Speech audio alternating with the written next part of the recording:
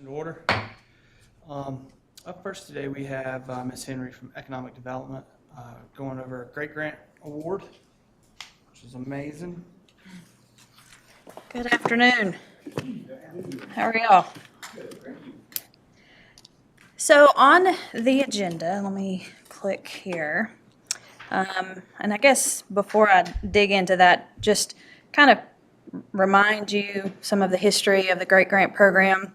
This is a program that is organized and funded through both federal and state funds from the NCDIT office, the North Carolina Department of Information Technology. And they had a great grant cycle. It's a program that's been around for probably like 5 to 7 years. I don't know the exact time frame. And a couple of years ago, the federal government put a lot of money and the state government put a lot of money into that pot of funds. It had been about $15 million annually since the inception of the Great Grant Program. And I guess it was probably in early 2022, they put about $380 million in that pot of money. And essentially what they did is they said each county in North Carolina would get one Great Grant Award. They could get up to $8 million in Great Grant funds. No one provider could get more than $4 million. So one county could not get more than $8 million worth of funds. And so fast forward, we did get one Great Grant Award that we executed those agreements earlier part of this year. And that was a little over $4 million to Charter Spectrum. This is separate from the Rural Development Opportunity Fund, a federal fund. These are completely separate programs, so I want to make sure we disclose that. And there was some money left in that pot of funds after they initially distributed every county a Great Grant. And so we were fortunate in Jackson County. We had probably about 7 or 8 Great Grant applications. Now, these are applications that are submitted by the internet service providers. We don't really have any say-so in where those applications are submitted, who submits them, and what address points they include in those applications. So that is one thing that I want to make sure that we understand. And the other thing, too, is once they initially awarded every county, they came back around and they then awarded the next high scored Great Grant application in some of those counties. And not every county got a second round. We were fortunate to get a second round. And our second round is to Balsam West. And so I'm going to scroll here. So on this map, the red was the Charter Spectrum Great Grant Award number 1.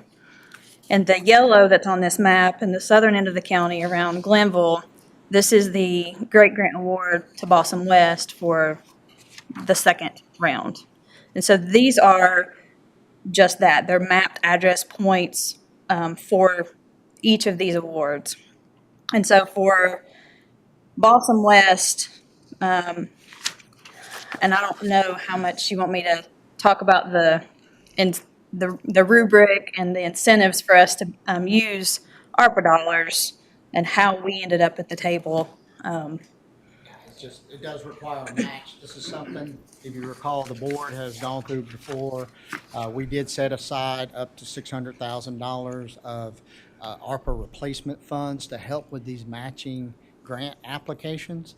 So the 7 applications that were submitted, or at least out of 6 out of the 7, I know there was one last minute that I don't know if we committed a match to or not, but majority of the original grant applications that went, the Jackson County committed to the 7.5% match, which allowed them to score the rubric she's talking about, to score the highest on the grant application process itself.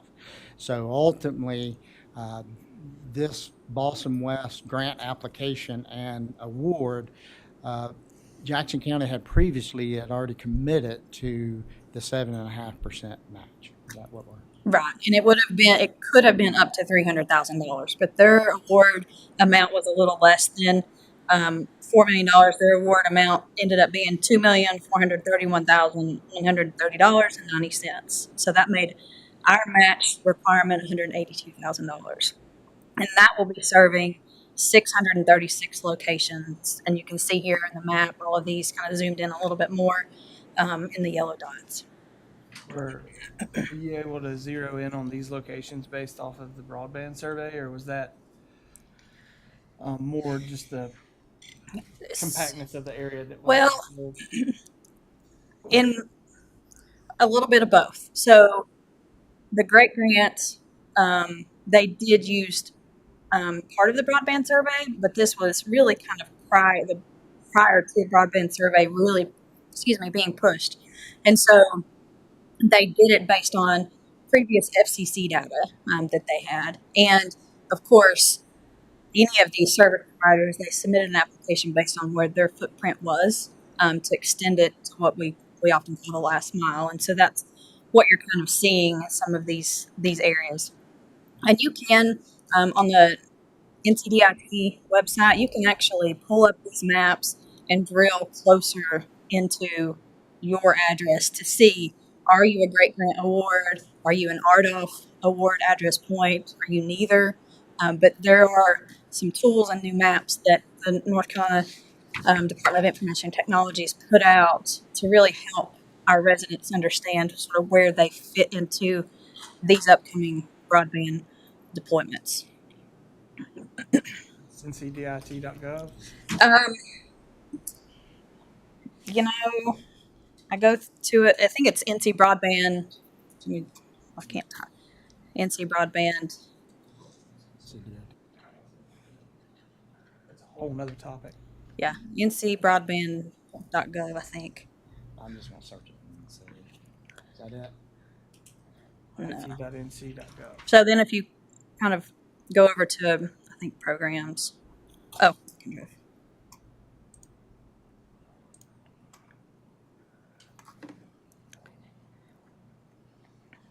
you can look at a whole lot of different resources, view data and reports for each of the counties.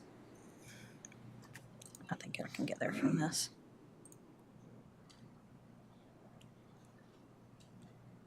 So this is the NC1 map. Putting you on the spot. Yeah, well, there's like 5 different maps and lots of different ways in which you can get there.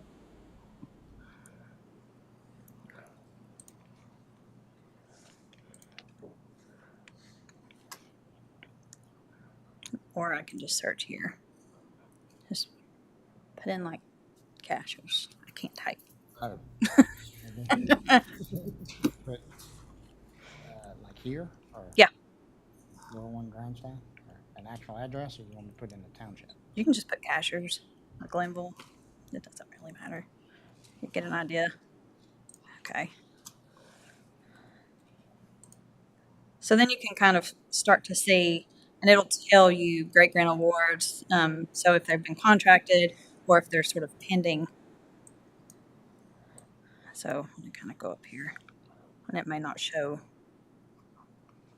all of the great information, but you can literally drill down to your address and it'll give you like, so this is the map that I was hoping to get to, but it gives you, it's color coded, and it tells you, are you considered to be low or high served, based on the information that they have. So there's a percentage and that color is determined on that. So And Miss Henry, is that for the Koala area too, or so you're talking about, drive over here. At the, where was the charter? So there's is the, that charter? Yes, so it's more Whittier. Yeah. Yep. I can't get anything in my house. is that what you're asking about right there? Yeah. Oh, okay. That's on down. Okay. Be nice to get something in between Silva and those dots. Well, and RDOF is in some of those service areas between those two. And so that is one of the things that you're seeing currently. You're seeing a lot of that orange conduit You're seeing a lot of crews pulling fiber either on power poles, on Duke Energy power poles, or they're burying it in the ground, depending on where they are and depending on what's going on. They are actively doing that, and that's charter. Okay. And what's the time frame on that? That is a 7-year cycle, but because they got a great grant award in the northern part of our county, and they were not currently in Jackson County at all, they were in Hayward County, that kind of sped up that portion of that rollout. Thank you. And I have, that's something that we've talked about too before. When the time comes, whenever the board wants, we can have charter come and give an update on where they are in their deployment schedule. They've offered to do that, so we can set that up. But today, this is, that award has been set, awarded to Balsam. But part of that agreement requires this Exhibit J that is in front of you that requires us to sign and basically commit that $182,000 to go into the overall agreement and then give Mr. Adams the ability to execute that agreement. It will move a little bit faster this time because we've already done one that worked out all the kinks. They had to change all of the language because there are federal funds in it, but they've worked out all those kinks. And now that we had this on the agenda, and then I think Friday I got an email from NCDIT in Boston West, like, okay, here's Exhibit J. I'm like, hold on a minute. So they are moving. I think they'll move a little bit faster with the execution of this agreement as well. So just a reminder, this is, if you recall, the larger agreement has multiple exhibits. It talks about how, we're $182,000 of a $2.4 million project for the state. So they're the ones who will handle all the progress reports, things of that nature. We set this Exhibit J up exactly like we set up for charter. We're basically the last dollars to be expended, and so we're waiting for the final report that would come in from NCDIT and also Balsam West, and that's what would trigger our payment. There, Ms. Henry, how many households will have improved service in Jackson County? Do you know that number offhand? Well, no, it's like 11,000 for RDOF and like 1,156 for charters first round of grade, and then the 636. So 13,000. yeah, That's great. and there's more. There's more opportunities coming. There's another program, and it's called the CAB program, and it is also ran through the NCDIT office, and it allows counties a little bit more flexibility. I know we don't really want to get off on that, but just letting you know that is something that will be coming. They wanted to distribute all of the Great Grant funds first, all those agreements executed, because they can't duplicate in any service area. So they want to know where all the Great Grant funding, all the RDOF is going, and then we can help drive some of those conversations with CAB. We've not been able to do that with any of these other ones. The providers drive that a lot, and we have a lot more flexibility with CAB, but we've got to get to grade first. Is there, I think we can all say that this is pretty favorable and moving it to our agenda for next week. Yep. Okay, thank you. Ms. Henry. Next up, we have Mr. Hawk with the Jackson County Extension Office. How you doing, Rob? Good afternoon, Commissioners and Chairman and County Manager. Appreciate y'all having me. So I'm Robert Hawk with the Jackson and Swain County Cooperative Extension, formerly known as Agriculture Extension. We're NC State University and also North Carolina A&T State University. So recently the state passed the budget finally. Took forever, right? So they're going to state employees are going to be a 4% raise this year and 3% next year. So roughly the staff here at Jackson County Extension includes our 4-H agent, myself, the county extension director, administrative assistant, horticulture agent, and the animal agriculture agent are 50-50 roughly. The several of us are split between Swain County and Jackson, 3 of us. But anyway, we match funds, and I'm requesting a 4% match on the county portion to match the state portion of our salary. So, and that roughly comes out, and you can see the letter there submitted to Mr. Adams. It comes out to an annual increase of 3,386 annual increase for our extension budget on salary. So, Any questions from the board?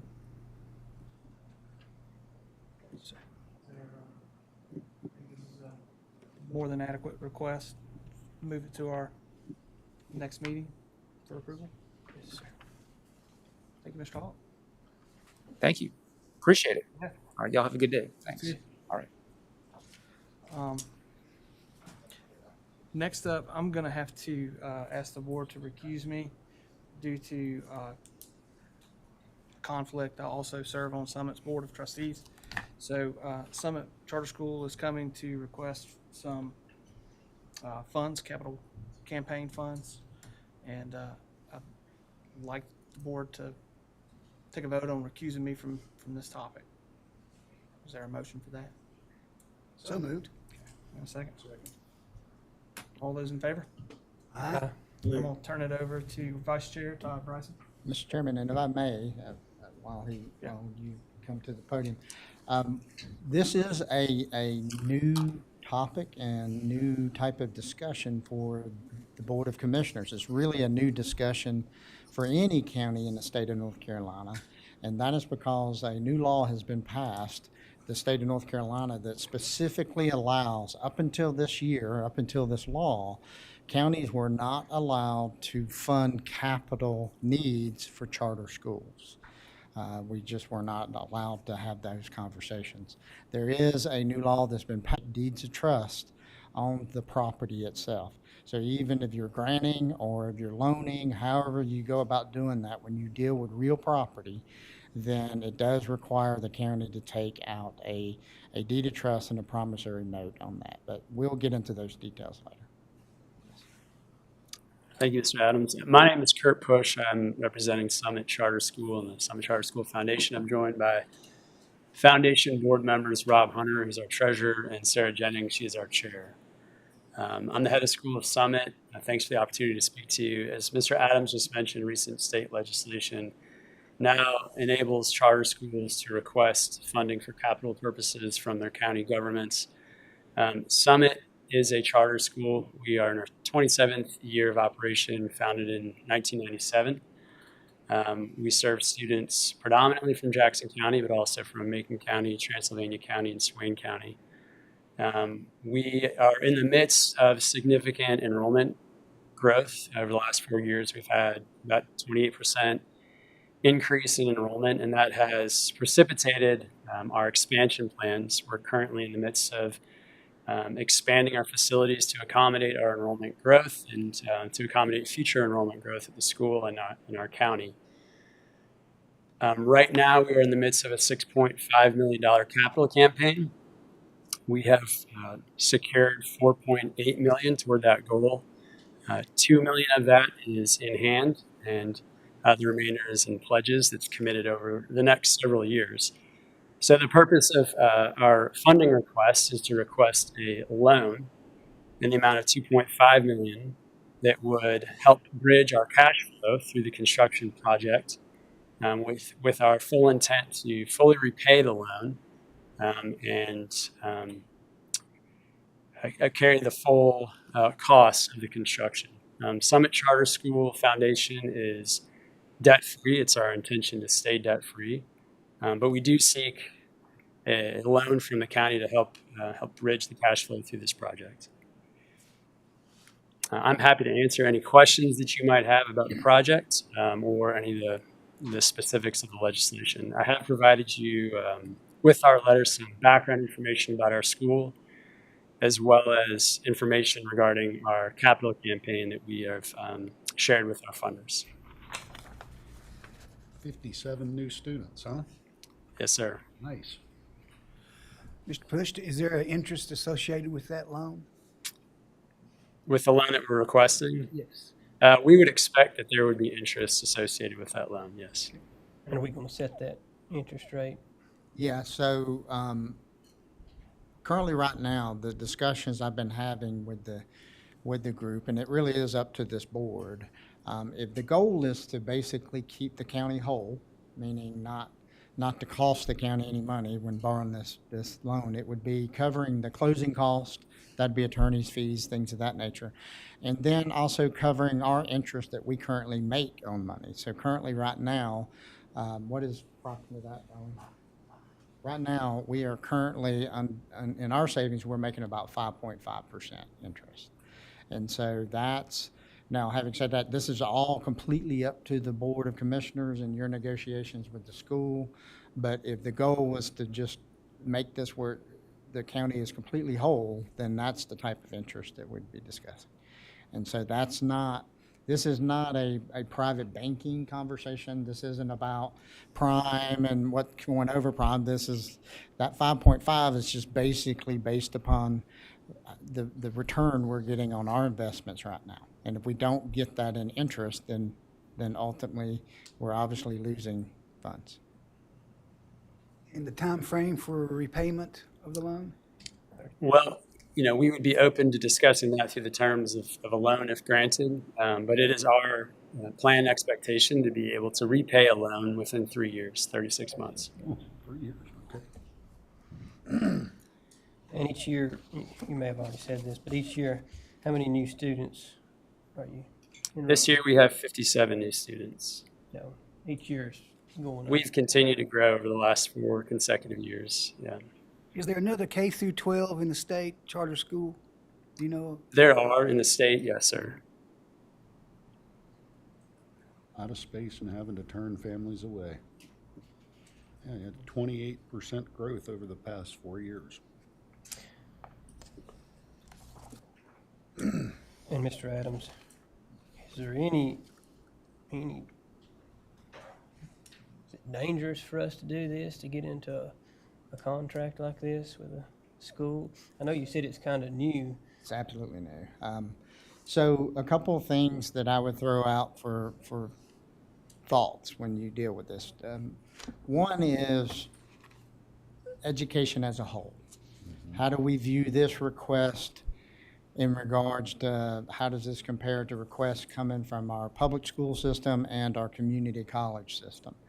And so I did indicate this to this group was because this is a loan versus a asking just flat out for the funds, I do believe this distinguishes them a little bit different than the public schools conversation, for the simple fact that if Summit Charter was asking for 2.5 million, then what I would be sitting here telling this board or recommending to this board would be you need to prioritize this along with the other needs that are about to come to you. Just a reminder, the schools is completing their master plan, which is going to be an athletics master plan, the public schools, our K through 12.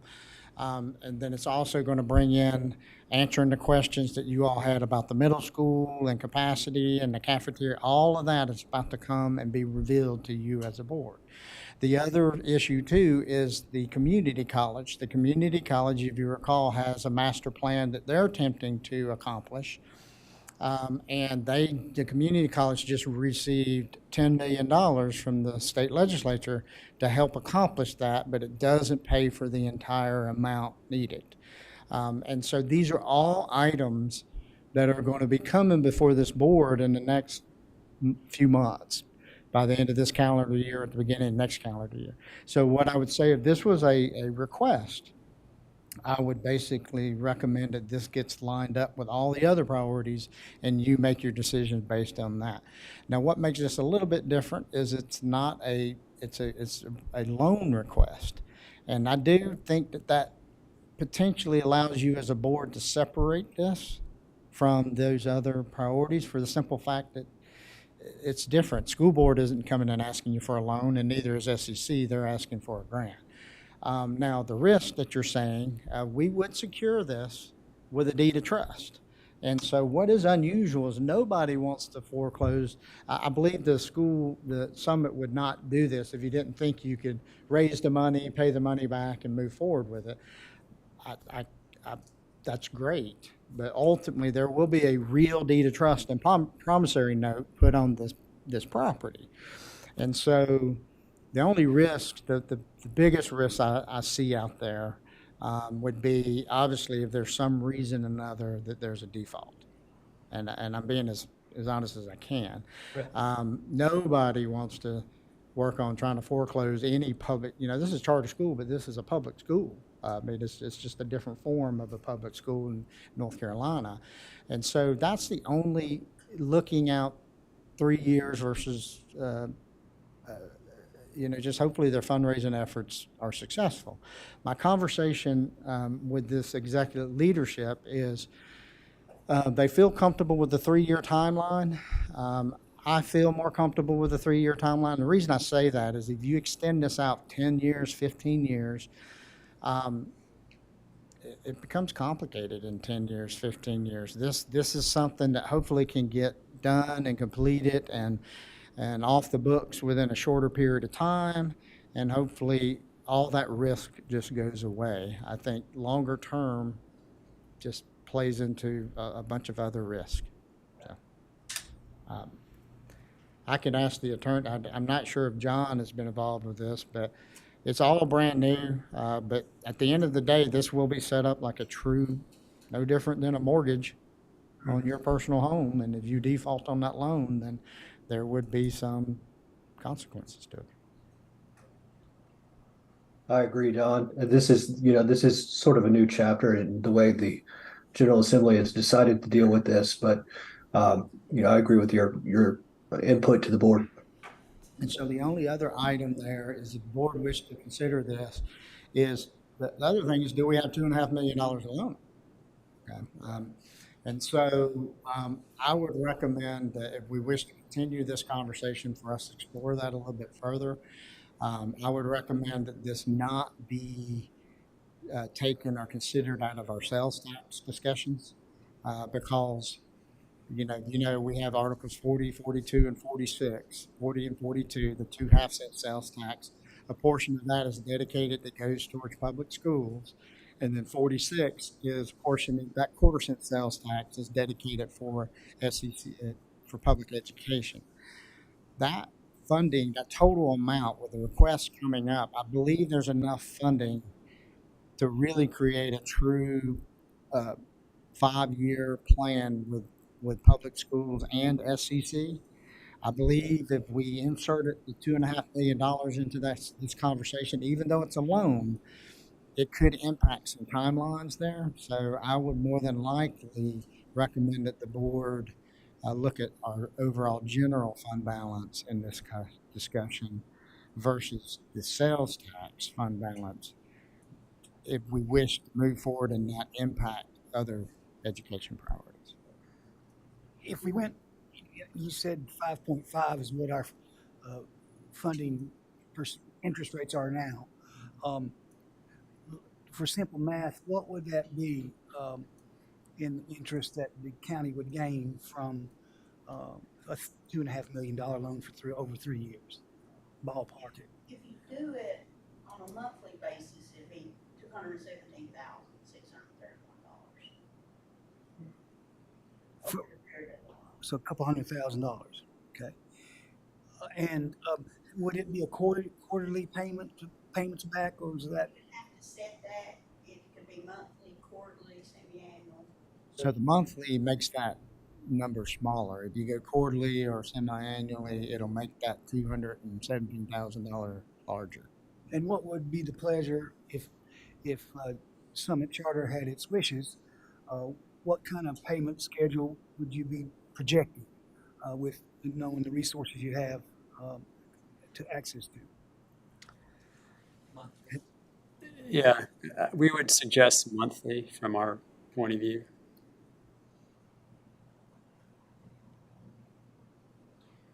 And how long, I don't want to get in too deep, how long did it take y'all to raise the amount that you raised so far? About 14 months, August 2022, we kicked off our campaign. We went public with the campaign August 2023, just a few months ago. So it's been just over a year that we've been actively seeking funds. So do you hope to go the full 36 weeks? What I'm saying is if you just raise enough to pay the loan off, are y'all hoping to go the full 36 weeks, or would you be inclined or willing to pay the loan off? I think we would pay it as soon as we have the funds to fully repay it. Okay. We feel confident we could do so within 36 months. If we are able to do so sooner, we would. 36 months, I apologize. That's okay. So the timeline, just so everybody knows, that the discussion that was held with the executive committee, I believe if the commissioners chose to move forward with this, then the timeline of cash in hand for you all would be the first of the calendar year? Correct. Okay. So if you back that timeline up, if we're looking to have everything in place, then you would need to make the decision within the next couple of meetings. The decision would be this: you would authorize me. I would need to go out and our current county attorney doesn't. We don't do real estate through that firm. What we need to do is get a real estate firm local here. I did talk to our bond attorney, and our bond attorney, I talked to them initially. They're the ones who set up our, currently, like when we borrow money for schools, we turn around and do the exact same thing, just opposite of what we're talking about here. We're dealing with the bank. Our bond attorney basically, he's a good guy. He basically said that he's really not needed for this. He feels like a closing attorney that would do the title work and so forth could also help us set up the loan documents, because he said it was just a hop and skip away, and he just thought it would save us money if we just use whoever we hired as the closing attorney to set up the promissory note and set up the loan documents. And so you would have to authorize me to proceed forward. We'd need to acquire the services of a local attorney, and then we'd have to go through, I don't know where you're at. Since you all were looking at a private loan, I'm going to assume you have a lot of the information already in place, like survey documents and things of that nature. Correct. Yes, sir. And so I think if you made your decision in the next couple meetings, then and authorizing me to move forward, then it would take however long it would take, maybe a month or so, to get you in a position to vote on this in November, early December, and then that would allow us to proceed forward to getting the cash in hand by the 1st of January. And Commissioner Smith, do you have any questions or concerns that you want to throw in? No, I don't. Thank you. So how's the board feeling about going ahead and moving forward, or Move it to our next meeting agenda. do we want to move it to the next meeting or the next work session? The only reason I mentioned the couple meetings, it needs to be decided. I wouldn't do the work session, and you need to decide.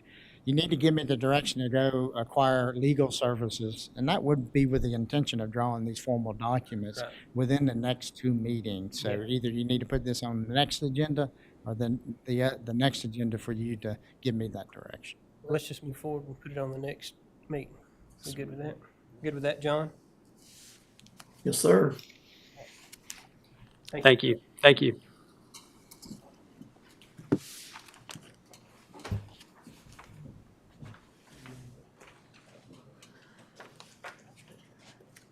Thank y'all. Moving on, we've got Mr. Weatherford, the DSS director, coming to talk about some foster care reinvestment programs.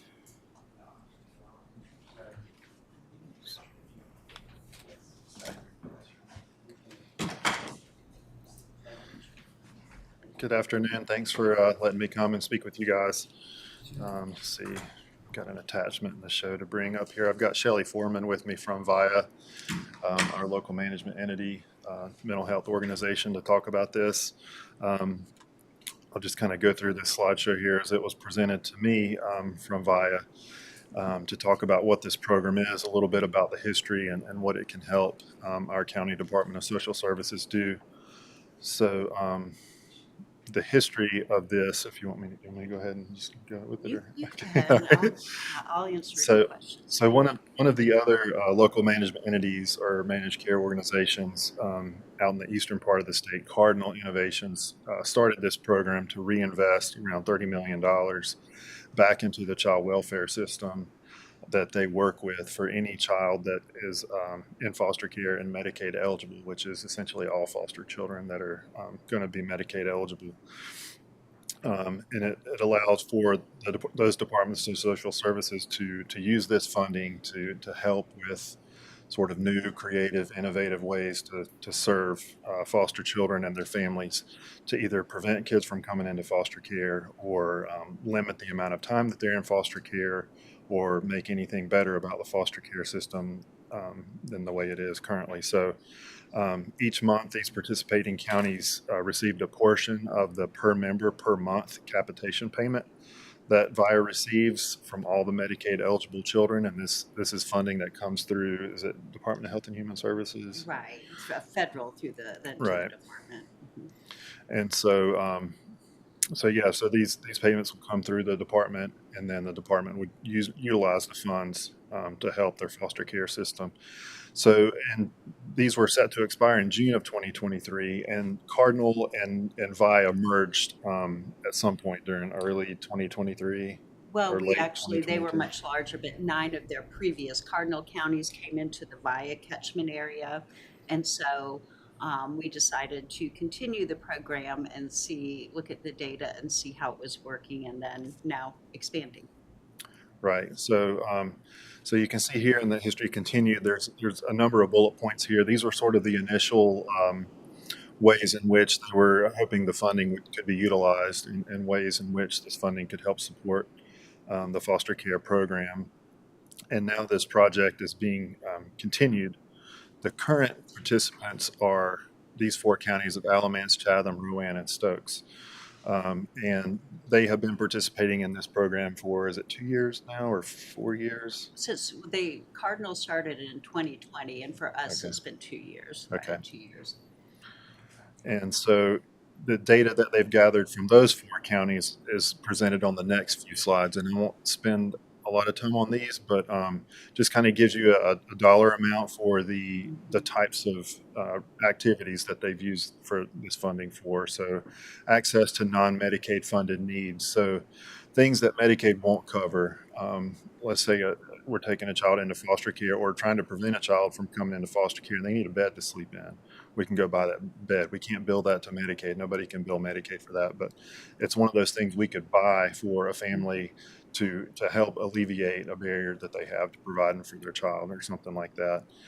Reduction in foster placement disruptions. So this could be where we've got a child in foster care, and maybe the foster family needs child care, and Medicaid doesn't cover child care, and they may not qualify for a subsidy for some reason or another, but it would be able to help us provide child care, aftercare, or something like that would help this foster family out, rather than saying this doesn't work for me anymore, you have to come pick this child up.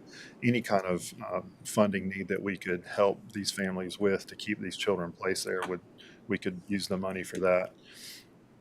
Interim supports in between placements. So this has been a biggie for us lately, which is, children that are in between placements, and which means they've had to leave their previous placement, and we don't have another placement identified. They're either in our office, or we could pay someone else to help take care of them, whether they're licensed or not. So we're really limited on what we can do with that right now. So this may help set up some supports in place so that we can maybe keep some of these children out of our office, or put them in a better place until their next placement is identified. Custody prevention, again, any kind of buying smoke detectors, fire extinguishers, fences, door alarms, anything that we've identified during our investigation of families that would help keep these children safer. If there's a funding source, we can go out and do that. We can't do that for all the families we need with just county funds. So this could be a potential game changer in that regard. Increased family engagement, reduction of time in custody. So another bill that's come out recently too, but along with this funding, we may be able to help with legal fees. If there's a civil custody agreement going on, then we can maybe help a family member out with legal fees to settle custody so that we don't have to have these children in our custody. They can go back to a parent or something like that. Reduction in residential care. This goes in with like the kind of the placement disruptions.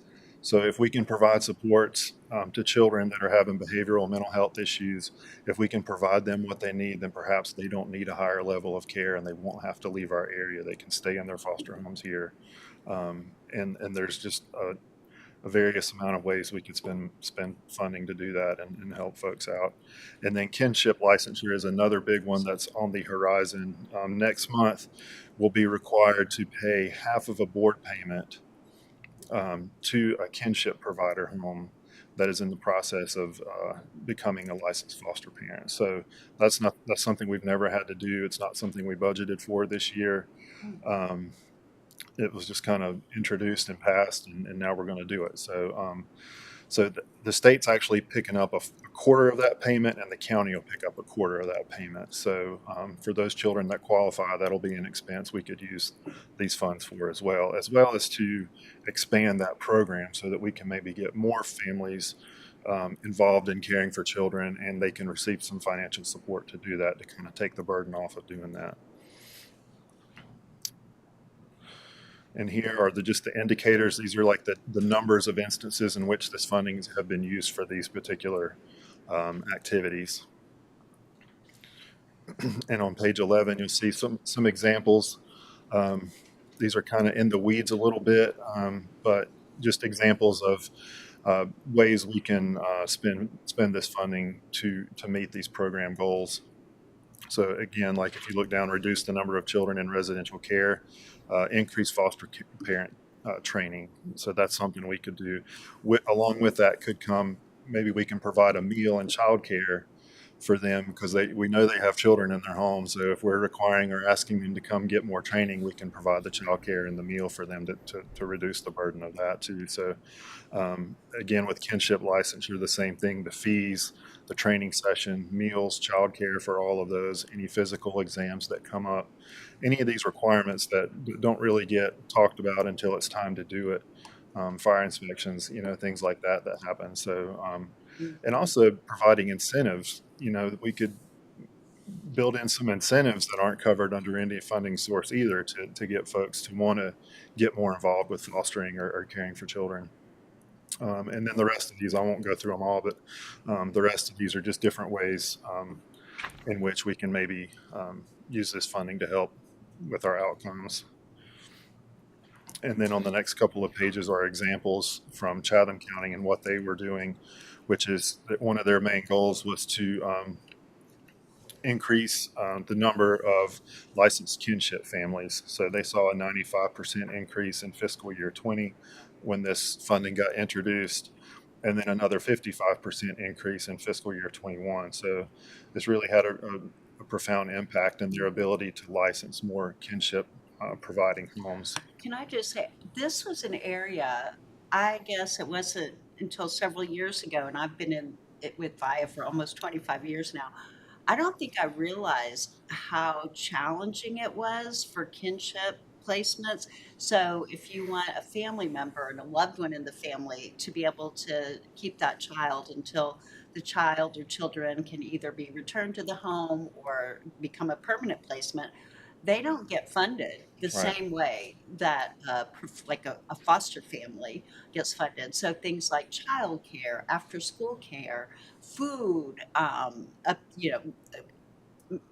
creating a bedroom space for a child, all those costs they take on themselves. And you think about our budgets and how hard it is to say, oh, here's a child, now you pay for everything. I mean, the Medicaid will pay for their medical care or their treatment services, but all those expenses of having a child or children are not covered. So this has been a wonderful way to use some of those funds. Right. Yeah, a lot of times you have, I don't mean to interrupt you, but a lot of times you have grandparents taking care of grandchildren that are struggling. Incomes going paycheck to paycheck. This is great. This could help us if a child wants to play football, and we always want our foster children to have the same opportunities as any other child. If they want to play sports, we can buy their sports equipment. If they want to go to Boy Scouts, we can do all that. Like whatever it is they want to do, this will help us do that without putting an increased burden on the county side of our budget too. So. And then another sort of success story from Rowan County that you can read about and look at what they were able to use that money for, which was to increase the amount of supervised family time that they had to help support reunification. So the more you can enhance and keep the bond of the family in place, then the more likely you are to reunify that family and not have to have a lengthy court process and adoption process and things. So that's really helped them meet that goal that they've had. So again, so we've been blessed and we've been asked by VIA to be a part of this expansion. Us and is it It's Alexander. Alexander County. Over on the eastern side of the mountains or northern side of the mountains. So I've already been in touch with their director over there, and he and I are kind of exchanging ideas. And I think VIA's intent is to have a sort of a networking group, right, networking meeting, where all 6 of us kind of get together and sort of, synergize around this and what all we can do to improve some of our outcomes that we're struggling with. So yeah. The next steps is, we need the county to just kind of be aware of this and allow for us to continue this so that we can build a budget that can receive these funds, and then we can account for the expenditures and report to VIA on a quarterly basis how we're utilizing this money, mainly to keep track of the data of how this funding is being used to help us. One of the things I would just like to say, especially with Chris here, is one of the reasons we really wanted Jackson County to participate is we want a DSS director who comes to the table not just to talk about problems, because we all know that the system is very challenging right now, but to have someone who talks about solutions. And Chris always comes to us and we talk about what can we do differently? And one of our limitations is having sometimes the funding to do it. So we're really excited that Jackson can participate. The other thing I think that, of course, when I was thinking of County Manager Adams is, how challenging is this funding going to be for the county and DSS to receive? So we're looking at the per member per month will be based on the number of kids in our tailored plan who are in foster care. And so it's looking at an approximately $30,000 a month. And the money is very flexible. We pay it every month. Nothing has to be prepaid. Like the county won't have to prepay for things and then turn in receipts and invoices to be reimbursed. Money can be carried over. If there's a bigger project that DSS would like to do, they can hold on to a portion and use part of it 1 month and then save it. The reporting is very easy. We have sort of a process in place now, and it's more about what are you doing with the money. It's not accounting, for, going through the pockets and getting your receipts out. So we're trying to make this money available in a way that is flexible, is easy on the county, meets the needs. And our number one goal is we want to keep as many kids as possible in their families and then in the community, because we know that having a kid have to go outside of the area or to higher levels of care is really challenging, and that many times it's just some of those extra supports that this funding could be used for that would help either a kinship placement, the family itself, or a foster family to keep that child. They just may need some extra funding to be able to meet those needs. So we're really excited about this pilot and very proud that Jackson is going to be participating, we hope, if you approve it as it moves forward. Will our finance department, Ms. Fox, be allocating those funds? Who will be the financial entity? Okay. Yeah, they would come through the county. Okay. Yeah.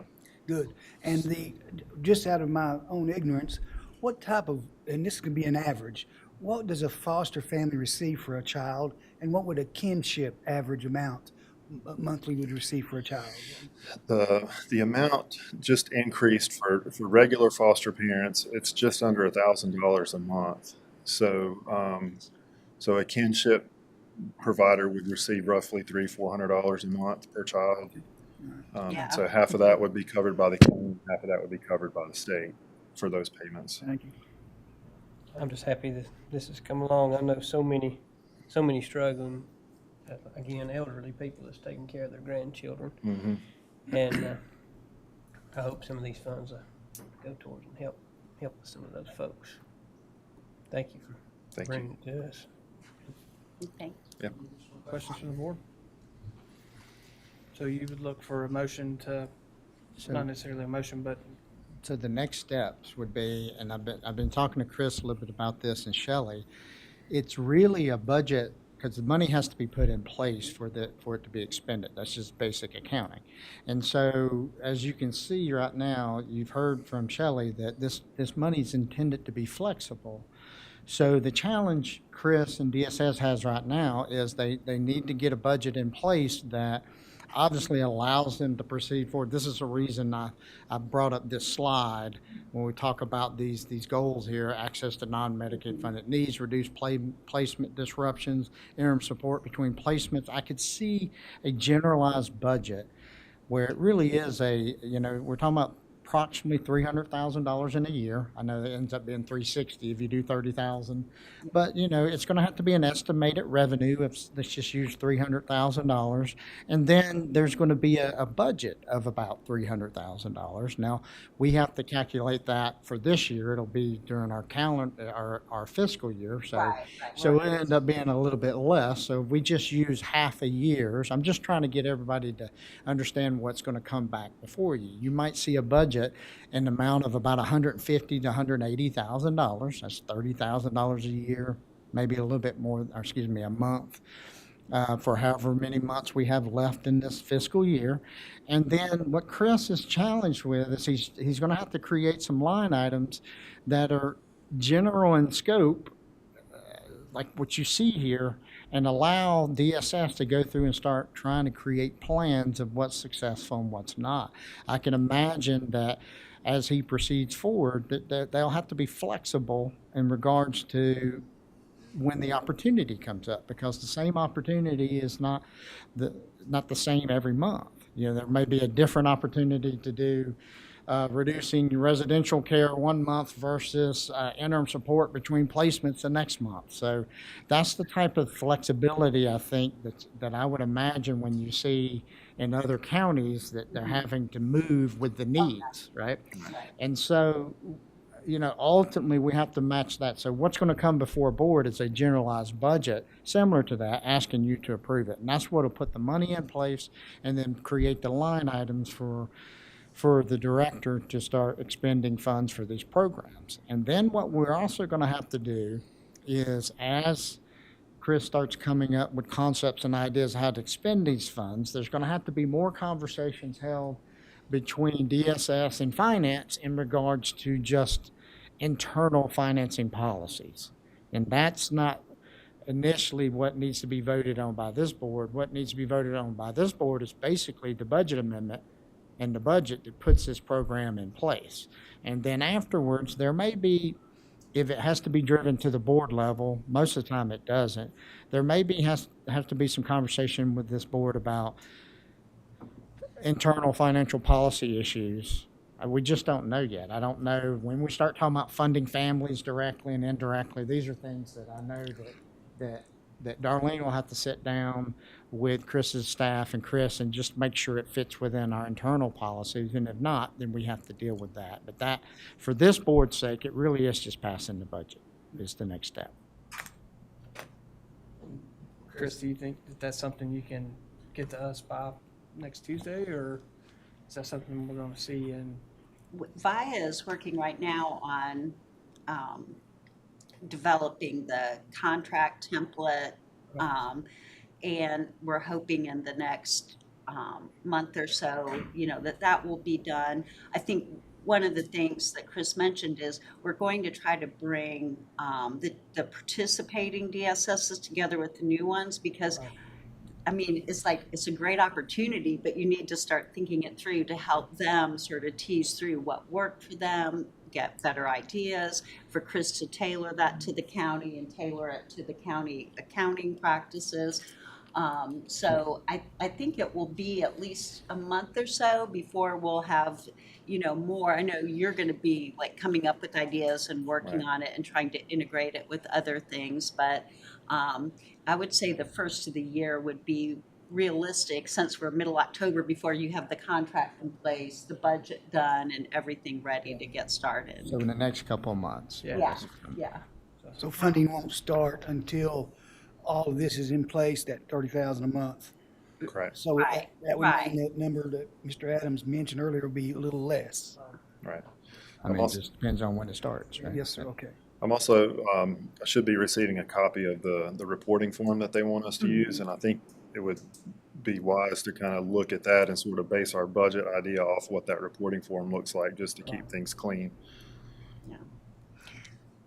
But we're excited, and It's exciting news. It really is. It's exciting news. Hopefully it just allows DSS and DSS's partners to try to come up with creative ways to serve foster children. Go I vote. have a question, Chris. Sure. The new programs that's coming down from the state, how's that going to impact this, or is it at all? Which new programs are you referring to? Like home builders, I think they're going to start doing that in January. And So that'll be a Medicaid reimbursable program. So that's something that'll already be built into the structure that, you know, that those providers will bill Medicaid for that service. okay, Yep. thanks. Well, I think there's pretty good consensus that when contract comes back, we'll be ready to Awesome. vote on it pretty quickly. Good. Thank you. And I have to just finish by always thanking you, Chair Letson and County Manager Adams, for being such great representatives on our Region 1 advisory board. We really appreciate your participation and attendance. It's a big system. It's a lot to learn, but you guys really do great. Thank you. Thank you. Thanks. Next on the agenda, we have the Savannah Community Development Center request.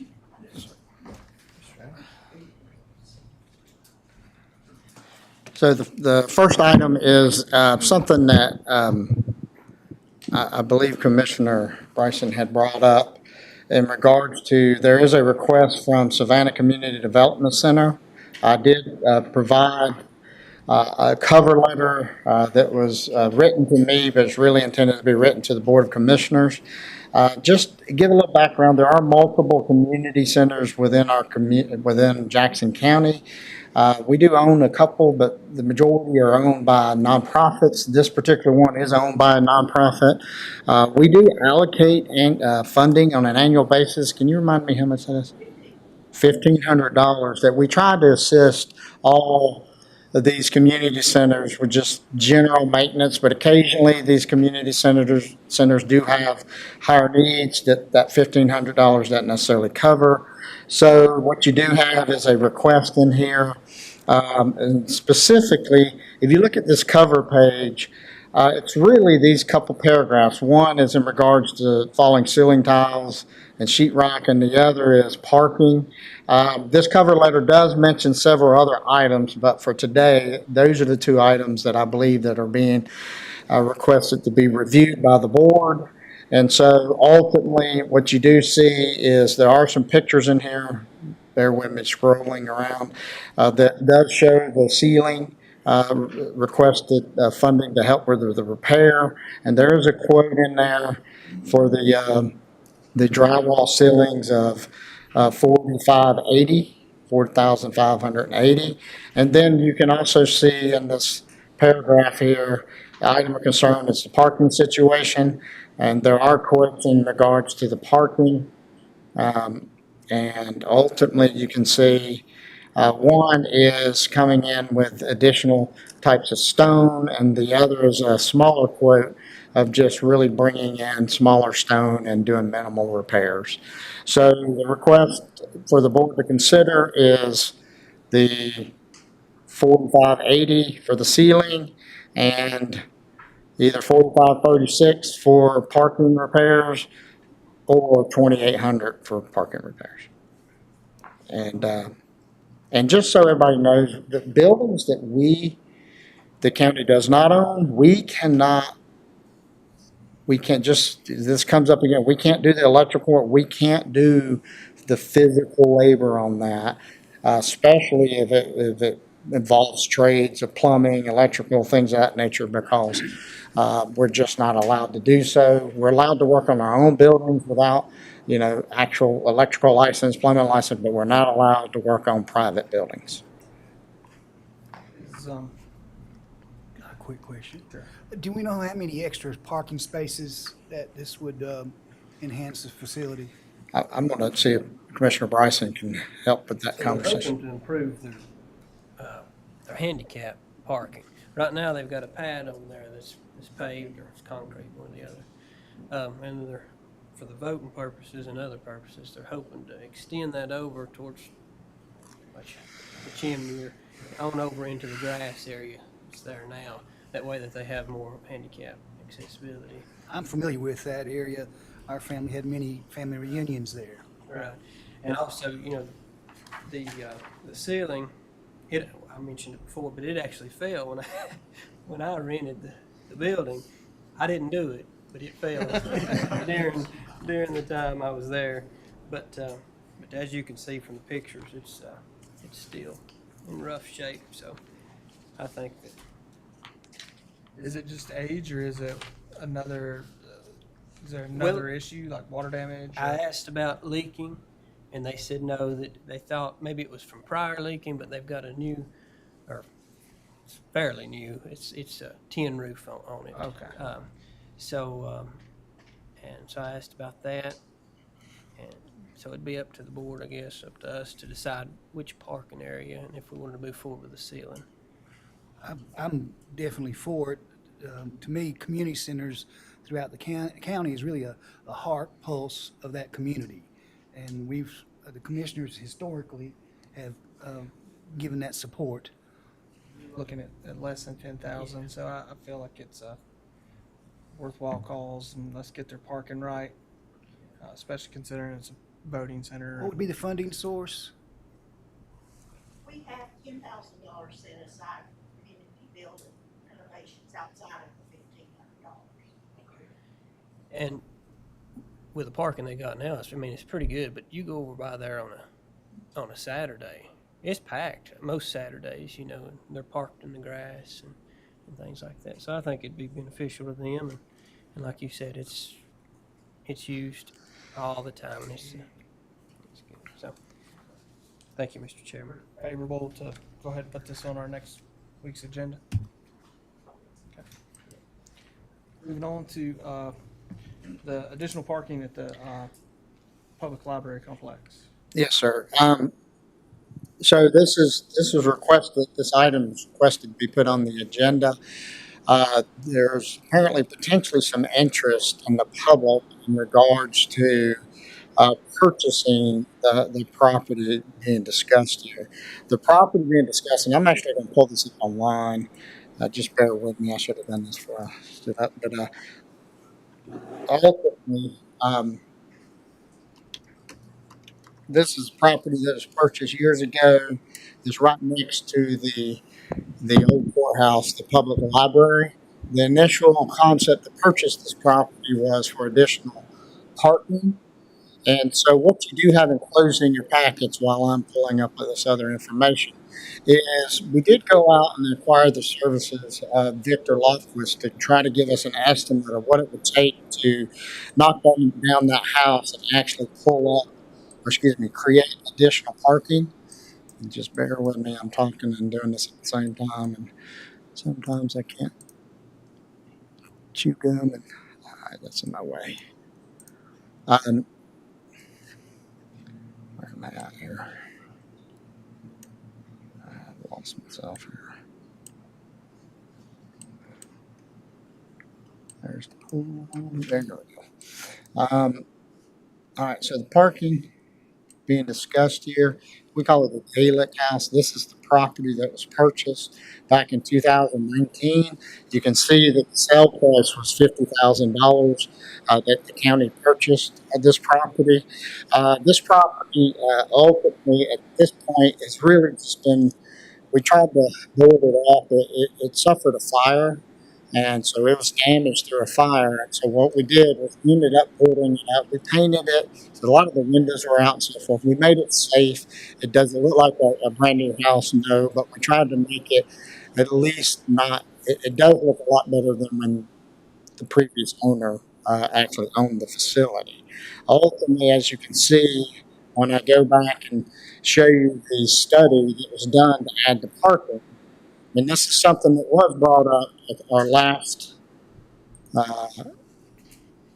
budget planning session. I don't know why that's doing that. That's interesting. So you can see there's a lot of history here on the property. It shows you a little bit of background on the property. But ultimately, as you scroll down and get to the final issue here, you are looking at a potential of $757,450 to actually go in there and actually knock the house down. What it is when you get engineers involved, you know, right now that current parking lot just basically has a slope.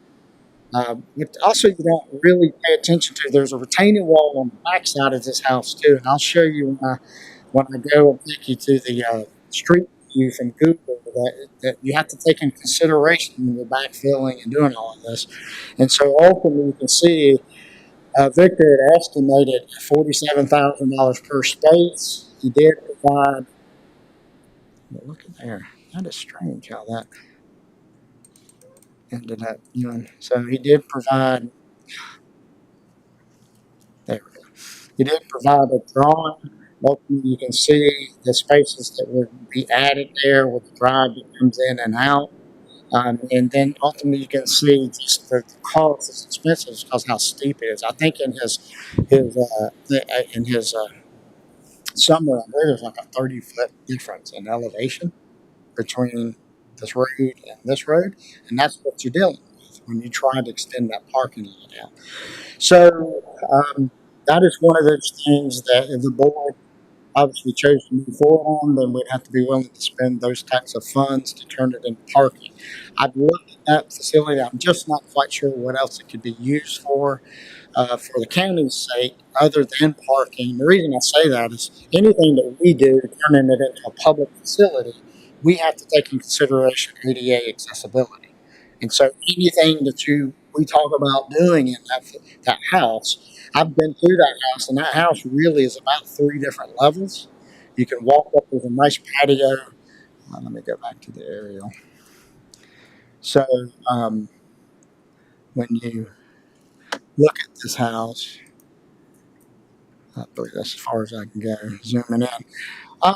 There's actually a level that you can walk with the backside of this house patio is about the level here. When you go in the house, there's a level about midway, and then there's a level down here. So there are multiple levels in this house. If we try to use it for anything other than, say, storage, if I tried to turn that into a public facility, I would have serious ADA accessibility issues. So the reality is the only thing that I can really think of for use there is the parking. And so it really, if I believe, there has been some interest for purchasing the property. And if that is, for somebody, for our citizens to purchase the property, if the board chose to move forward with that, we'd have to come up with an acceptable amount to be offered. And we'd have to go through some type of upset bid process. That's just required when you sell property. The only thing I do want to throw out is it is expensive to build parking. I understand that, but you also have to consider, this is property touching our property. And, there is some value there long term for us that, property, it doesn't just grow. It ultimately, once that property is sold, it is gone forever. Right now, I just don't have a use for it that that it's not expensive. The other thing too I want to mention about this house, if we chose to move forward with selling the property, for years we had significant issues with the previous owner parking in this parking lot. As I stated before, it's level here from this parking lot to the side entrance to this house and back to this patio. And by the way, there's a retaining wall that comes back here too. And so ultimately for years and years, we had people living in a house that had businesses that would put trailers out here, all sorts of items out in this parking lot, and it caused real problems as far as us keeping that parking lot open to the public. So one of the things I would mention, if the board did choose to move forward with some type of sale of this property, I would ask permission to either resurvey this, make sure there is no easement or right of way from our property to this property, and then somehow or another build a barrier here before we sold that property. I want to show you just an example. I went on Google. Let me do Google Maps. Let me find this. They have a really old street view on Google Maps.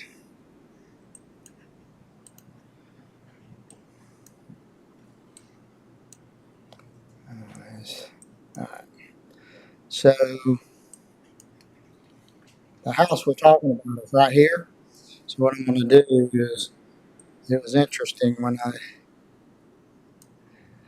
did a street view. All right, there's one. All right, that one's not doing it.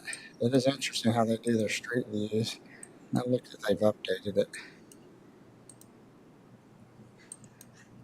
Nope. Well, they have updated. Let me close out of that. Let me do a street view from the bottom. What I was going to show you is the vehicles. I had an old street view that showed all the vehicles parked up there, and I was going to kind of show you that, but apparently they've either updated it or, because I know I saw this just the other day. But I can come back and show you at some other point. Oh, there you go. That street view hasn't been updated. So that's what I'm trying to show you. There's just multiple vehicles. This is down at the house level. And just so you know, if you do make it where they're not allowed to use that parking, this is the house itself. And this is before, obviously, it burned because those windows are intact right there. So you can see there's not a lot of options for parking for that house. You know, if somebody bought that house from us and if we restrict them from using this public parking area, then ultimately what they're going to have to deal with is how do they access, if they're going to try to reutilize that property, how do they access this property to park? But I can tell you, it's a significant issue if we sell that property, well, there we go, and don't somehow or another restrict the use of that public parking lot. Because I've dealt with it. You know, I've been here 7 years. For the first few years that I was here, I was always dealing with overusage of that parking lot. So I throw that out. I throw it to the board for discussion. I'm trying to provide you all the information. We got. Is the parking lot there now, is that always full? Is it always full with cars? Do we actually need to spend that much money to create another parking spot? It is full at times. I sit there and say it's always full. I don't know the answer, but I do know that they were, you know, Dollars to be spent on a parking area that's not going to be used. I mean, there is parking that runs down. You know, you have to go down a pretty good ways this way down the street here, but I do know at times we have parking issues in this whole area here. Now, but the follow up when you're asking, is it always full? Well, no, I've always been able to park up there, but So they want to tear the house down and bring the dirt up level with the other parking lot. Is that right? yeah. So when you look at the Retaining wall. So why couldn't they just tear the house down and go back to the map, and then put a road in down there, that little whatever that is, little garage that goes under the other way. well, see, that's what I'm trying to show you. If you look at that picture, Up there and just leave it the level that it is. well, I'm trying to show you right now. I'm standing at the road, but you're talking about bringing it from. That's what I'm trying to tell you. There's three. So there's the level, that's the parking lot level that goes to the back of the house.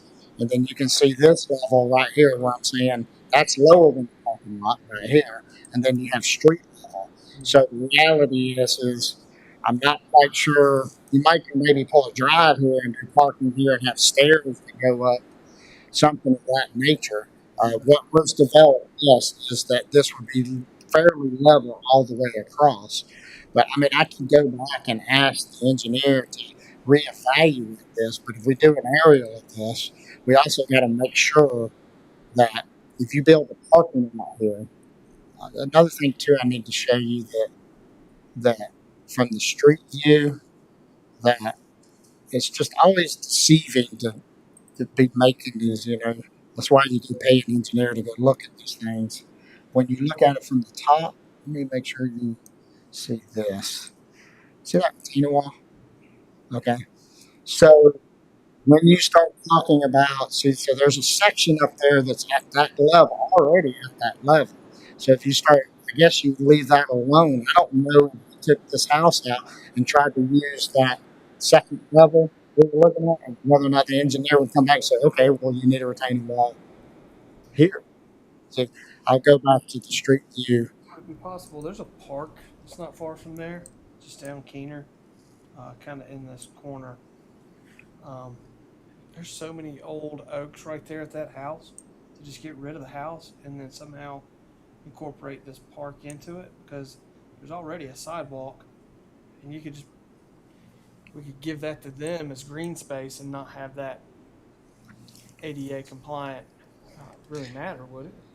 You're talking about give this space to this park right here? Something across the street? Is that, I'm not, is that, It's a little bit further down. I think the pin's wrong, or the arrow. See the gazebo at the lower? Yeah. Right there is where that. I mean, and there's all kinds of. There's parking right there. Yeah. Yep. All kinds of parking right there, and then there's a sidewalk. Would there be any objection to just getting rid of that house and keeping those big oaks that are 120 years old and creating a seating area versus spending all this money to build 16 parking spots? And then you get rid of the eyesore. You're not having to do the maintenance. It's Not having to worry about right. somebody building.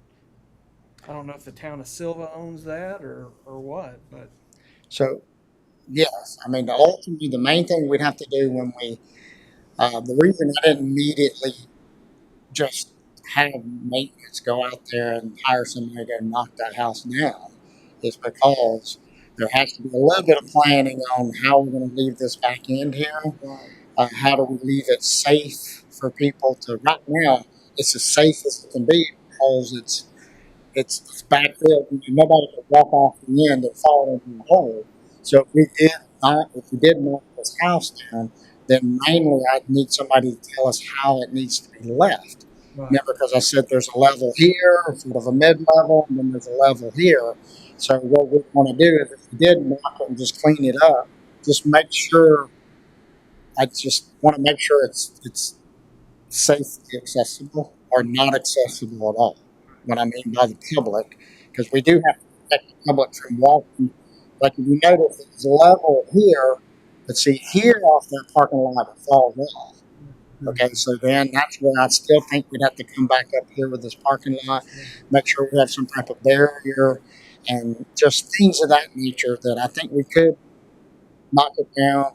I guess I'm trying to tell you all this. It's a little bit more expensive than just going and knocking the house down. Right. Okay, because you're going to need to leave the area safe for the public. I like the chairman's ideas as one area of discussion, and maybe elaborate. And I like the second thought of letting the engineer go back in and look at that middle part. It might be a little steep access off the Library Road, Keener Street, but there might be 10 parking spaces, and it'd be hopefully a lot less cost. Nothing says we have to pave it, right? I mean, we could gravel that and just have overflow parking there. And there's a staircase coming down to the road as it is, put a crosswalk in. Tear it down. sidewalk up the Keener Road. Tear it down, kind of like this parking lot out here, just Yep. stare it down. Okay. So, I like Chairman's idea too. I mean, Those old growth trees don't come back. No. That one looks like a poplar, but that one over to the left is an oak. So I just want to state that I was the one that asked Don to bring this back up because I was approached to see if it was available to be purchased. And I do think the person's intent is to just do away with the building. They live in the neighborhood and stated it was an eyesore. So Okay. What are they willing to give us? well, You paid 50 grand for it, right? You got 50 grand. So, I think that's something to look at. Just Yeah. To see exactly, what we're offering or what it's worth to sell it. And then look at the other two options. That way we have all three options in front of us. It's gotta be worth the little pretty penny. I mean, there's not many, are there any lots available downtown? so, Put it back on the tax roll. You'll put it back on the tax roll, you're right. all right. So, what I would recommend, let me evaluate it like I'm being asked to evaluate it, and then bring it back, and then we discuss sell it. Because if we go down, let's just remove evaluation. We go down selling it again. Just because somebody says their intentions to do something doesn't mean. I'm not saying I don't believe or believe whoever's saying, but if you absolutely want to sell it for somebody to knock it down because it's an eyesore, then that's the caveats you have to put on before you sell it. Just like what I was saying, that let's just say we weren't putting any caveats on selling it. The only request I was asking is that we do a title search and make sure that this property doesn't have legal access to that property, and if it does, get rid of it, and then build a wall there, save enough property here that I could build a wall to split the parking lot from this property, and then sell it. And then when you sell it from that standpoint, we have protected our interest, and whether the person who buys, remember, it's an upset bid process, and if we're just going to sell it to get the highest value, you can't put 20 caveats on it. You just sell it. Somebody makes an offer. The person who makes an offer may have the intention of knocking it down, but somebody may upset them with a different intention. And so and I I'm would not suggest. sure that's that's the person's intent. That's just the feeling I got. Yeah. Well, what I'm saying, even if it was somebody's, John, I'm saying even just say it was absolutely the intent, somebody else could come in and upset it with completely different intent. And so if we put a bunch of caveats on it, then the reality is the value of it goes way down because nobody's going to buy it if they can't use it for whatever they're trying to use it for. So what I would suggest is let me go back, answer the questions I'm being asked now about is there another way to put the parking lot in, and also find out what it would take to knock it down and make it usable. I'm talking about safe, okay? And then at that point, you all decide whether or not you want to proceed with that and or do you want to sell it? Is that? Okay. And a value, if we had those caveats on that, what would that take that 50,000 down to? That goes back when we go to sell it, then what we need to do is we need to, at that point, let's just forget about the caveat, the restrictions that we would put on it. We would need to come up with an acceptable offer. I start off with $50,000 because that's what we have in it.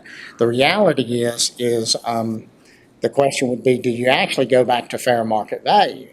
Because if you told me to try to sell this to get the most amount of money out of it, I'd actually evaluate it to see if it can be used as a single-family dwelling unit, because that's going to be the highest and best use of this property of somebody who thinks they can buy it and either rent it out or turn it into an Airbnb or something of that nature.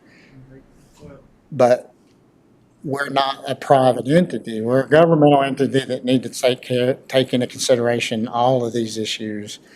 And so I'll come back with that information, and then you all can decide what the next steps are. Okay. Moving on to animal shelter name change. Yes, sir. So I bring it before the board, the multiple years planning of this facility, and we started off with the name of Animal Rescue Center, and then apparently I get feedback from health department staff and animal shelter staff that the rescue center portion of that name has a lot of connotations that within the name that that's not how we're operating.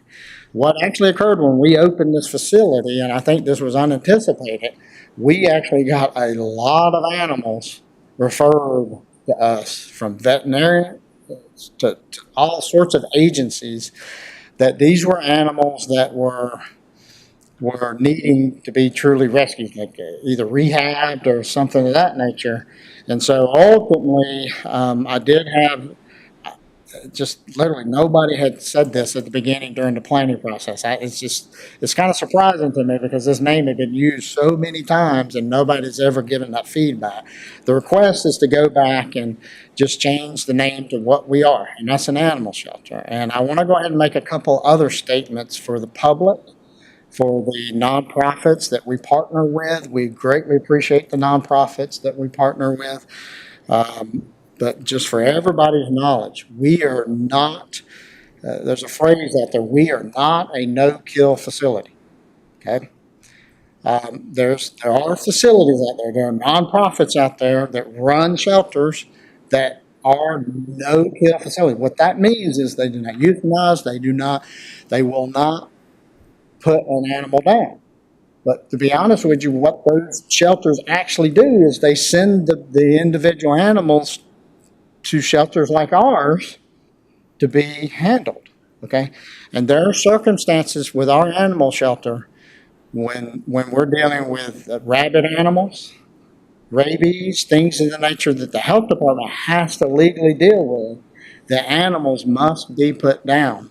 And so I just want to make sure everybody understands we are not a no-kill facility. Now, what we are doing is the health department has goals of trying to increase what they're calling their live release rates, okay?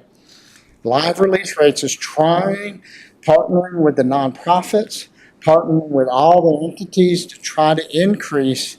You're trying to decrease how many animals you euthanize, but instead of focusing on the negative, we're focusing on a positive. We're trying to keep our live release rate. That's through adoptions, and we have the nonprofits that'll transport these animals to other facilities. Live release rate in the 90% percentile and higher.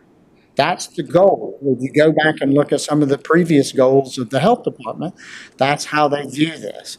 And so, although I start off with the comment, we're not a no-kill facility, that doesn't mean we don't have goals to try to increase our live release rate and try to save as many animals as we can. And even though it just seems like, I'm focusing on just minutia, it's very important in these worlds for people to understand a rescue center denotes a no-kill facility, and that's just not us. There are circumstances in which we have to do that. And so it is being requested.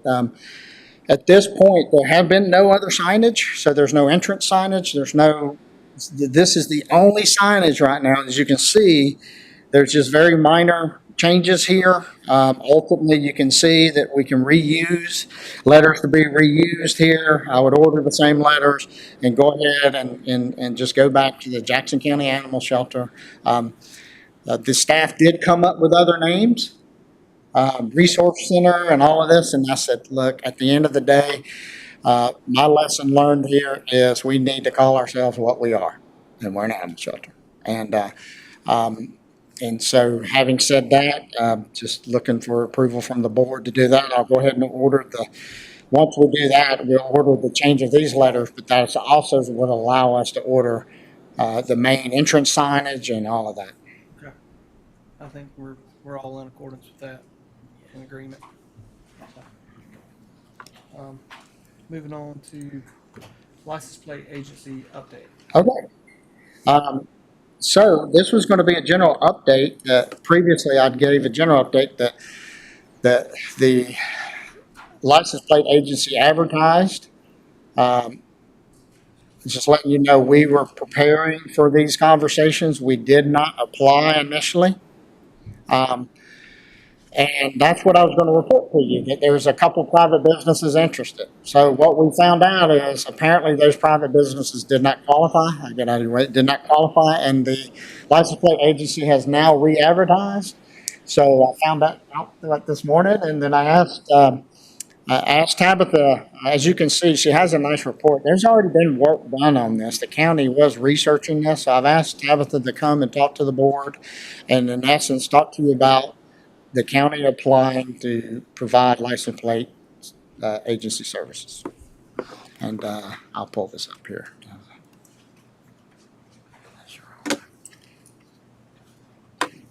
You got dry hot over there?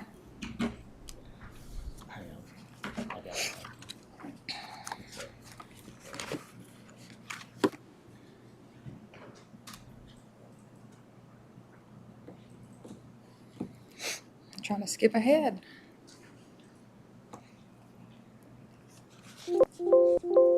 All right, yeah. So as Don stated, we're kind of at a situation now where we got to figure something out. So I'm just going to go through a little bit of just some background information and kind of some upcoming steps. So as most of you should know, that our Silva LPA plays a critical role in our community, and they offer a variety of vehicle registration and titling services, some of which you cannot get online. You have to do in person. The current Silva, am I driving, Don? Okay. The current Silva one is expected to close December 15th. It's closing for good. It's been in operation by the Painter family since 1971. So for decades and decades, they've operated this facility, but with the road advancement and things like that on 107, they're no longer going to be able to operate in that location. So the Division of Motor Vehicles advertised for a new operator on August 22nd. That first was through September 21st. I was informed they had received applications. I'm not sure how many that is, but more than one. It's my understanding that they've re-advertised it, so they did not feel those two applicants or more were qualified to operate the facility, in their opinion, and they re-advertised it yesterday and opened it back up for contract. Just a little bit of information, there are 126 LPAs in North Carolina, and since 1961, they've operated under this contracted type of service where private businesses and local governments can individually operate these facilities. They're not really state operations or more contracted services, although the state is very highly involved in that. The first local government operated one dated back to 1995, and there are currently 23 local governments operating LPAs in the state. 16 of those are counties and 7 are municipalities. And on this little graph here, all of the ones in yellow are municipality or county operated ones. The silver one is the one in the blue there, just for reference. And just in relation to us, the Swain County is county operated, Transylvania County, and Polk, all within the western region for us. With the implementation of the Tag and Tax Together program in 2013, really the county tax office and the LPA became even more connected than they were before, because the collecting authority shifted for registered motor vehicle taxes from the county to the LPA. So we became much more heavily involved, and I brought Sherman up here with me today. He is very involved with the LPAs in the Swain and Silva as our motor vehicles valuation specialist in my office. They talk daily, if not multiple times a day, trying to head off the customer at one of the facilities so that way they don't have to get the runaround as they feel like going from one end to the other. But as the LPA, they focus more just on the vehicle registration information.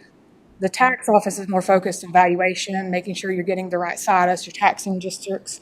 And the LPA, although they collect for us, they can't adjust values. They can't change your taxing district. If we've got you in the town of Silva, they cannot change that for you.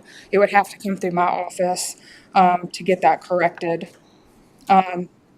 So really, combining those two offices, what we're proposing under the same type of roof would really help us to make sure we're better serving the citizens. That's really where we're at. We're very intertwined now and connecting. That would allow us to be even more connected with those and making sure that basically we would almost have our own little one-stop shop. You could come contest your assessment, get your proration, get all your titling service and registration all under the same umbrella. We're also familiar, like I said, with their inner workings as we work with them daily to try to assist the customer so they don't get the runaround. I want to talk about that because we'll talk about location here in a little bit. We haven't gotten the proposed locations. We don't have the details of all of that worked out at this point. I do want to expand on the one-stop shop comment because currently the locations we're potentially looking at is Skyland Service Center location off of Skyland Drive and then this facility.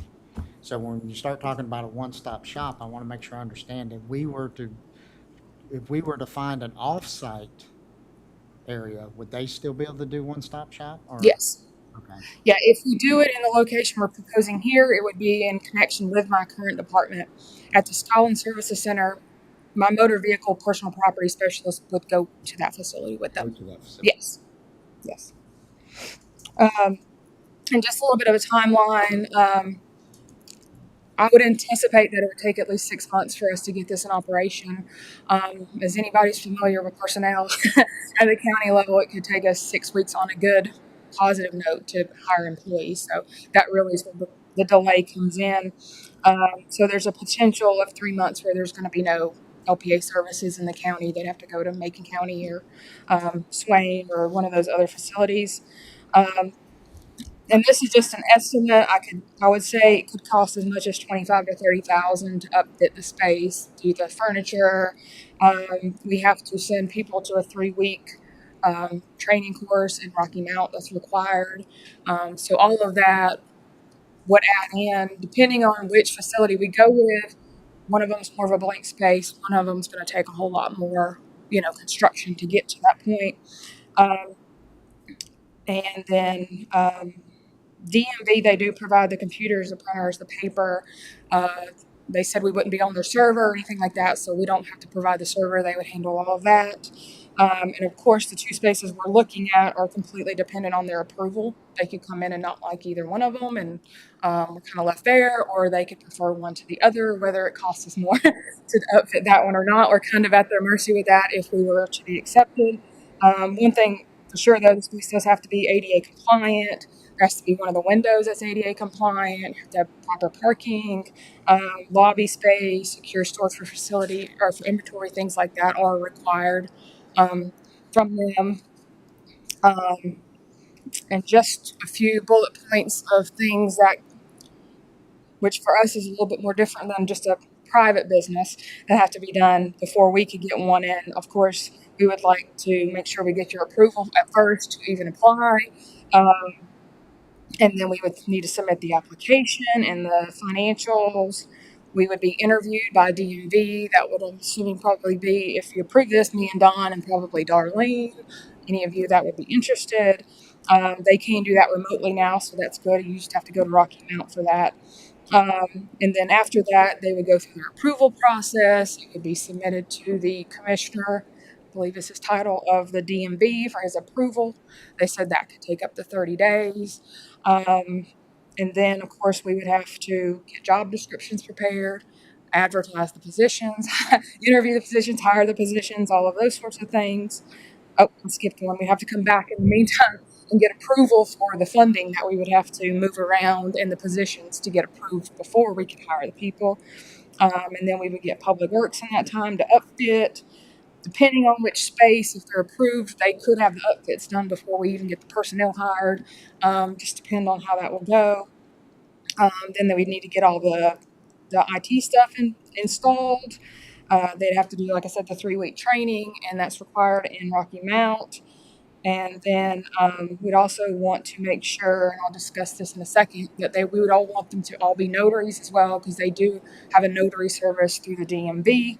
It'd be easier and I think more efficient if you had multiples instead of you had two people that just happen to come in at the same time with title work, and you only had one notary. They're all kind of just sitting there waiting on another one to get done. And then we want to make sure, of course, before we go to operational, that we have website updates and public information so that way everybody knows where to go. That will be a critical component at the end. As far as their tier, this current one is considered a tier 2 facility. They estimated it was roughly 67 to 69,000 transactions a year, which is several hundred a day, so it's quite a bit. And their criteria for tier 2 is roughly 50,000 to 100,000. And that is based on just the average transactions for the 5 most recent fiscal years. So I'm sure that could vary. I would say with COVID, that changed drastically. And that tier allows for up to 3 personnel. So with approval of the application, of course, approval from DMV, what we would request is that there be a manager, 2 LPA clerks, and then that personal property appraiser would be there. That would be cross-trained. Should one individual be on vacation, just majorly in times where, that person was needed as well. But it could be more vacation, sickness, things like that. And this is just a visual of what Transylvania County's tag office looks like. And it would be kind of similar to something that we would be looking towards. Basically, you just put some windows in the wall and you have that as your service. There won't be any need to really have an open space where you come into an office. We could probably just upfit it unless it makes more sense at some point to do that. But that seems to be probably the easiest thing for us, that you just kind of have walk-up windows. Let's see. So there's 2 main sources that we're going to have in revenue from an LPA, and that's your transaction fee and their notary fees. The transaction fee is $1.89 a transaction. That is a statutorily maintained thing. It changes sometimes, but that is their current fee. And then I've just put in a proposed notary fee schedule, and that's based on Transylvania counties and other counties' current schedule for providing those services. And then the financials I'm going to show on the next page, that is just the annual expenses. That's not including any of the upfit original cost expenses. This is just what we'd anticipate on a minimum, really, spending annually. So this is just based on the 67 to 69,000 transactions and what they give us in that fee. Just a rough estimate on notary fees based on Ashe County and Transylvania County's numbers. The personnel numbers can be found on the next page, and that was provided by Human Resources. And just an office supply budget, that's going to be very minimal for paper clips, pens, basic stuff like that. The paper, of course, is included by DMV. So we would anticipate, though, that there's a very real chance that we could be in the red with this operation. You'd have to get a feel for it. It might be that it's more profitable than we're estimating. But just based on the numbers we currently have, it does look like there's a potential for it to be a loss every year. It is a service. It's a much needed service. So that's just part of it, though. And then just a couple other things. We just have the application advertisement. I'm sorry, they look kind of small. Just showing what the current re-advertisement's for. It's through November 10th. You have to have applications dated at least by that date.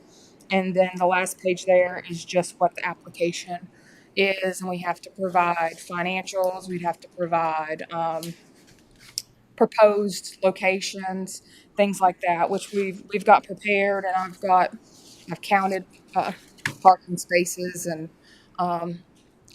all those sorts of things that we can discuss if the board is interested in operating a licensed med agency. Or let me say applying to your DMV, because it's a stringent application process, and they could deny our application as well. I want to be clear about that. So, and to note to the board, just a reminder to everybody, we did not move forward in the first month because we were trying to allow private businesses to take, if they saw this as an opportunity to apply. Private businesses did apply, but again, it's stringent criteria. The reason we're standing here before you is this is a service conversation, meaning, as you can see, maybe we about break even as far as costs go, but we're going to have upfit costs and things of that nature. And this is more of a ensuring that we have service to our citizens conversation versus a private business point of view would be they would do it to make a significant profit if they could. So. Where was I may have missed it. Where was the second location we were looking at?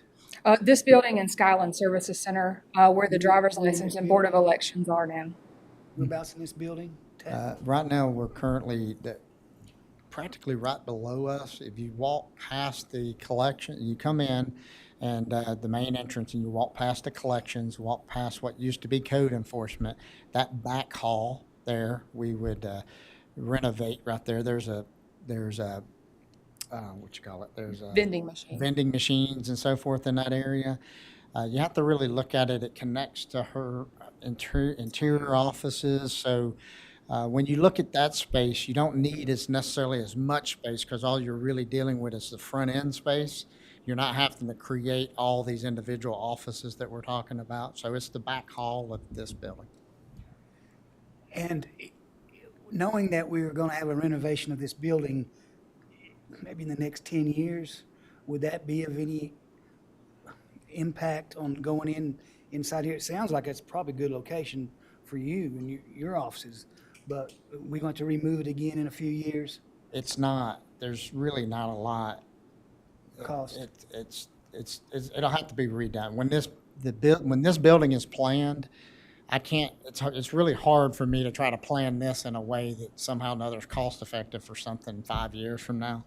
I'd say it's almost impossible because I have no idea how the plan for this facility is going to end up. And if I may, Mr. Chairman, is there any way we can reverse that loss to like a break even? Can we structure any of those fees? That would be something to look at. We could set the rates for the notary fees, but I think there's a cap. I need to look at that again. The transaction fee, though, that's set by the state. That's that's across the board. So it would be increased. It would increase for the state, yeah. You have to look at what the bank's also charging for a notary. And if we get too high, where we may make 25,000, we may lose more money. And is the training, is that cost? Yeah, we have to pay for that training, yeah. Well, the smart thing to do would be to hire the two ladies that's down there. I know we have to go through the whole process, but they've already, they're trained and they've done it for years. Yeah. And they do a good job at it. So that may be a way to reduce some of the. That could reduce some of the travel expense, so we would just need to send individuals who had not taken that training. Right. Yes. And I guess we have to go through the whole process of, post. Go through the personnel process. The reality is there's so many factors into that conversation that it's hard. Just throwing that out there. I mean, I think we can all agree that we would prefer to have it in town versus having to drive to Franklin or Swain or wherever. So I think it's best for our citizens that we at least explore the option further. The only downside that I see of having it here is everybody has to go through the metal detector to get their tag. That's the only downside that I see of having it here. So the exploration between the two sites, remember we have other operations and these literally are the only two sites we can come up. We have Board of Elections, we have DMV. It sounds logical to put it all there together, but the reality is we need to bring them in. We got to understand, we can't create an operation in a facility and then create other problems with other operations. So what needs to happen is, the reason I can't sit here and tell you definitely, both of them have pros and cons. And what will need to happen at the Skyland Service Center is obviously there's a physical renovation, but then there has to be a flow of people conversation, and there's going to have to be what is the needs of the operations on both sides there, you know, we cannot cause additional problems for elections and things like that. So there just has to be a lot more conversations to be held to make sure that it would work over there. And then what we're talking about over there is there's a lot more space needed over there than you think, because you're talking about not only a front office, but you're talking about 4 people. You know, you're talking about 4 people there. And so it starts eating up a lot more space than you think. And so the reality is these are things that just have to be vetted out. I think either site would have pros and cons, and what Tabitha said is that the state could come in and basically say that they really will come in and evaluate our plans, and they may say no. Okay, so that's the reason I'm not stuck on one site, just so you know in my head, because I know that they can come in and deny it.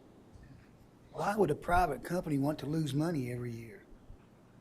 Well, you take you know, if you look where we're at, we're talking about 3 people, benefits, things of that nature, versus a private company. Ones that I've seen that's come in, my experience with this has always been an existing business, okay, that had an extra space on the side. They still were able to meet all their criteria, parking and so forth. Maybe they had a side parking lot that wasn't being used, and they were able to combine it with their overhead that they already had. You see what I'm saying? And then what it ends up being is it's not necessarily just a significant profit for them, but it's helping them offset other overhead costs that they had already.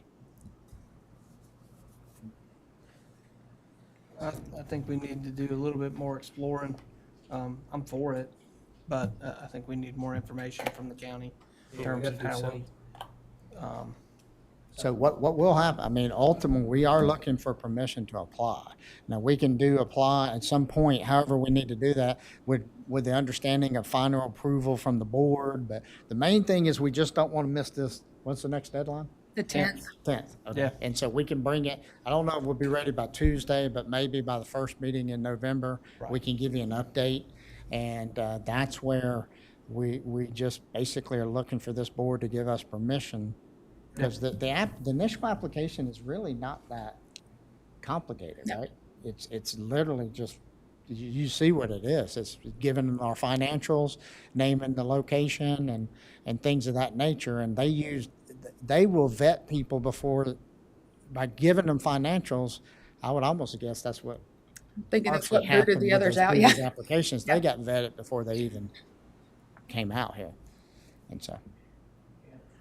I'm all for, moving forward and looking into it.